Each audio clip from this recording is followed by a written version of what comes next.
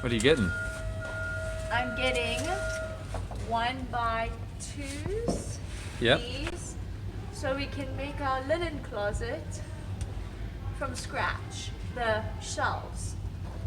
So I'm finding all the prettiest ones, the ones that have the best edges. And this one looks like a pretty good one. Unlike something like this, you can see it's kind of banged up. So I'm trying to choose piles that look the best.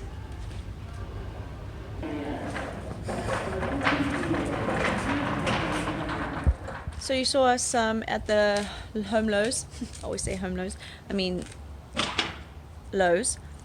And we bought 2 pieces of plywood. We got them to cut it for us. Sanded plywood. So we had them cut it for us with the big machine they had, just to like help us manage the size and actually pack it in the car. And then we got these, which is 2x1.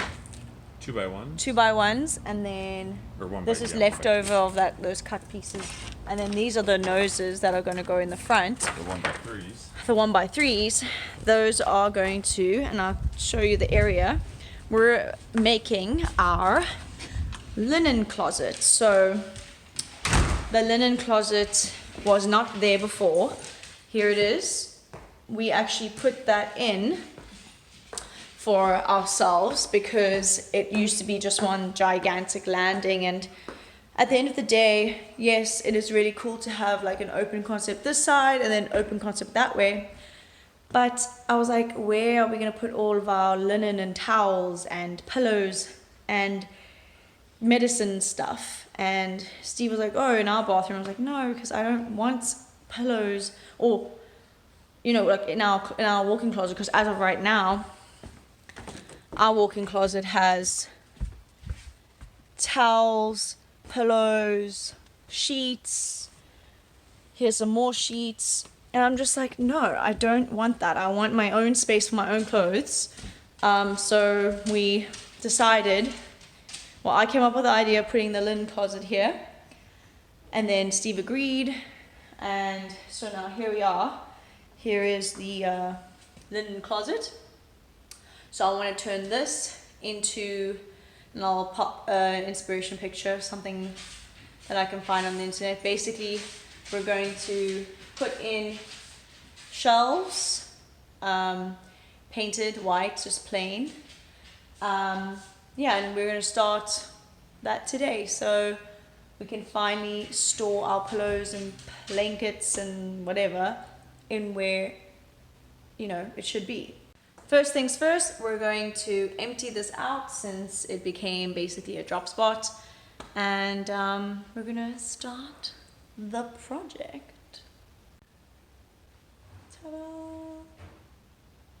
It's all cleared out.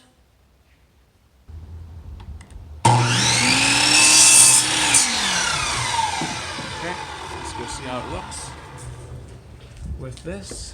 Do you need all of them? I'll grab one of these. Okay. And these are going to be the backs, and then we have to figure out the sides. Yep. Okay. 40, 60, 80, so you don't want that. The lowest one should probably be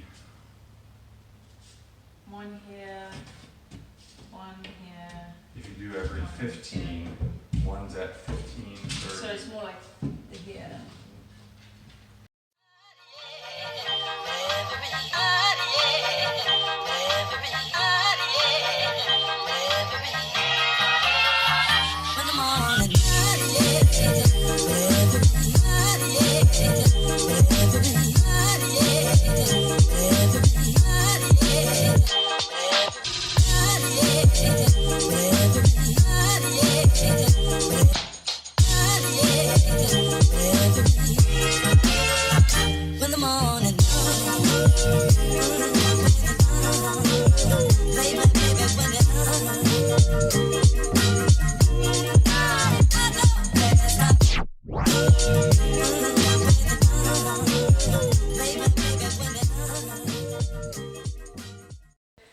This is the framing part done.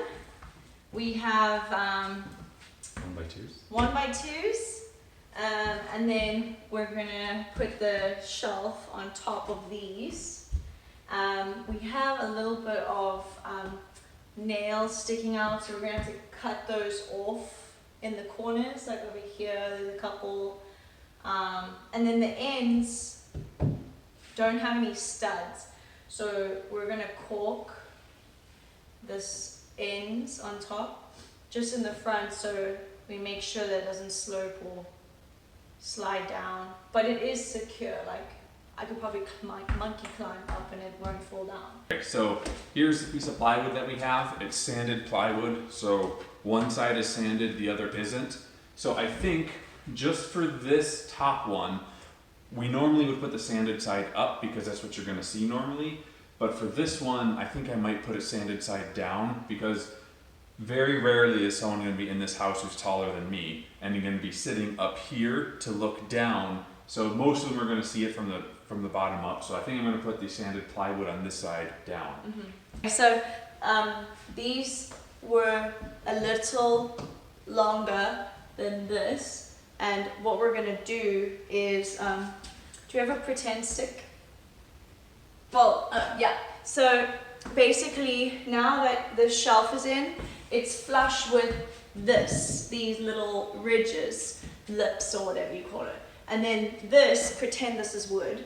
This is going to be glued and nailed to the front, so this is hidden, so you won't see it's being held up underneath.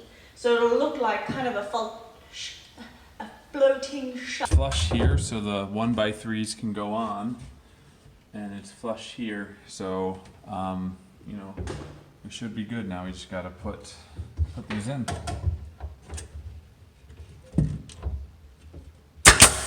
Is that okay? Yep. And it's gonna go in. Yep. Give me a fright. Okay, so this is our first test of the 1x3 that we're going to be putting up to see how it'll look.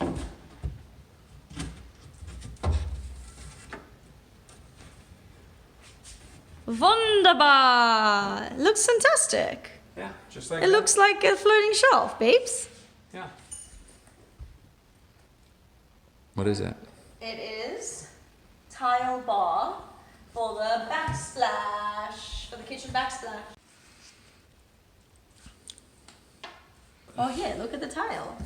Here are the options. So, I really love this one. This one is just too darn small. I mean, That's no, very no. Subway tile-y. Yeah, I'm not into that one. Cheers, thanks, bye. This one is actually really cool because it's got like a cool little texture here. This one I really like because also it's like almost handmade or something. You can see like a nice texture to it, but it's not like Subway, you know, like smooth. Then there's this one, which is shiny, but also again you got these textured parts. I don't know if you can tell. And then there's this one, which is pretty much the same, only it's a little less white. More creamy. Yeah, a little more creamy. And vanilla, okay, it's vanilla. And then it's obviously not as thick. Okay. So I guess we'll have to order more. You don't like any of them? I don't know. I think I really like this one. Like this one would look really nice in this design. Like, would you like this? Like, would that look good on our Yeah, I think that looks good. countertop? And then close to this area, obviously, would look nice because of this wood. Yeah. So it would run like this and it would go all the way up in the same column. So it would literally just like that and like that and like that and repeat. So I think I like this. It's got a little bit of a satin vibe to it, babe. Like a pearlescent look. Yeah, can you see that? Oh yeah, you can see that pearlescent vibe. So Steve and I discovered that when we were putting these 1x3s up. Yes. So what we didn't account for was the 1x3s, we picked the straight ones, But what we didn't account for were two things. The depth of this is a little bit different, so we realized that like the plywood would sag a little, which wasn't an issue. We figured once we put the 1x3s on, which would attach the plywood to the 1x3s and the 1x2s that are the support, it would shore it up a little bit, and it has. But the one thing we didn't check was this top one. The plywood actually it naturally sagged a little when we bought it, so it wasn't perfectly straight. So this one has and it's only the top and only a little bit. It has like a quarter of an inch, maybe like a quarter of an inch lip. Yeah. Mostly in the middle. Because, I guess we could have picked it up. Yeah. Well, that's what we're doing here. Is this one is a little bent. So what we're doing very is we're little. like pushing it down right when we nail it in. So now it's going to be flush when we do it. So now like this right here, this is perfectly flush with this. So there's no lip. But it's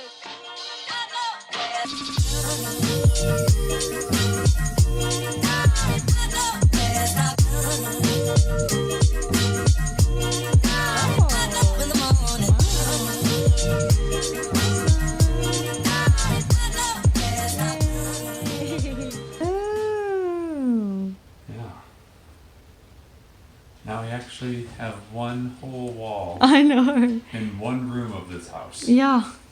Can you believe there was a window in that corner? Like, so dumb.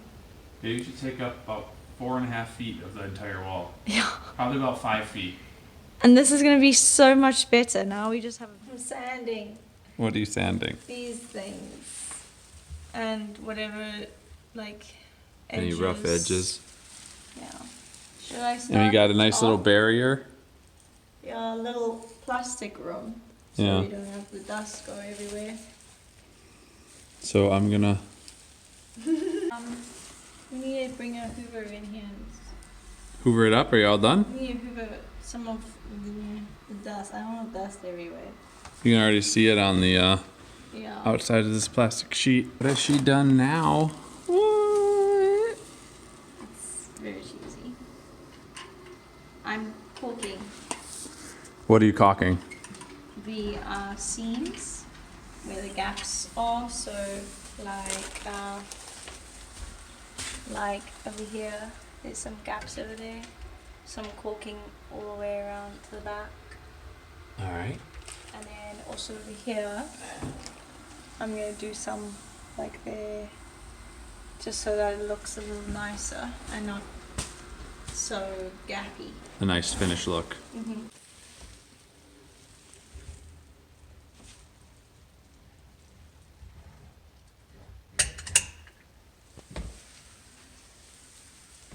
And this doesn't need to be totally exact, right? Because we're going to be painting over it. It'll just give it a nice. It just has to be smooth. Yeah. Which is what I'm doing here. My fingers. Look how much cork is on my nails. This is the update, I guess not the final, but this is basically what the shelves are going to look like, just white. So, yeah, anything like that. I mean, What you wearing? I'm wearing a duck for my hair, because I don't want paint getting in my hair, and I don't know what this is capable of. So I put a Walmart shopping bag on my head. Yeah, I'm ready. Have you ever worked with one of these before? Yeah, actually I have. I did. I once used it, and I ended up returning it after I used it, because it was very poor at the time, and we couldn't afford to keep it. So. Well, it didn't work. Well, it didn't work very well, but it did work. Okay, let's go. Nothing came out. I wouldn't look at it if I were you. And there you go. Maybe I have to wait. Oh, something's happening. Okay, you can barely see it. It's so light. You can literally. I need to add more paint. Okay, so it definitely works. The downside I'm seeing is a lot of Bonesy's hair, and I'm not fond of the animal's hair being in this paint. So I don't know how we're gonna prevent that. You want to give everything a nice wipe down? I already did, and it doesn't seem like it really worked, but I think the air's just pushing it away because the air blows and then. So I think the key is to have this on a very high plus amount. Maybe I could water it down a little more. It's pretty watered down though, because I had to water down the primer. And I think I could water down a little bit more, but it's pretty watery, so I don't know how much more I can go. Okay. So that was one. I think I may have oversprayed a bit over here. It's a bit thick. I don't know if you can tell, but so I would say to be better and more efficient, I should start in and then work my way out, just because this is quite heavy and my wrist's not that strong, so it kind of dips and it touches the bottom if I've already painted it, so it'll wipe some of the paint off. So I did one more layer of paint, which was with the final paint last night, and we're gonna check it out and see how it looked. Obviously with the primer experience, we realized the consistency was too runny and it was like streaking. So with this time, I made sure that it wasn't too watery in the spray machine, so that it wasn't gonna like run and streak. And I think there's only a few places where it had drops, and I just took a brush and I swiped it away. So let's see how it looks. Ooh, baby. It looks very nice. And there's no streaks or bumps, so that's good. I'm not seeing any drops. Wow, it looks really nice. Very pleased. Yes, very pleased. Yeah. Nice. This turned out better than we were hoping for. Yeah, I think so. Wow. That looks very good. Very nice. Honestly, it really does look so good. And to think I got this tutorial off Instagram, what a win.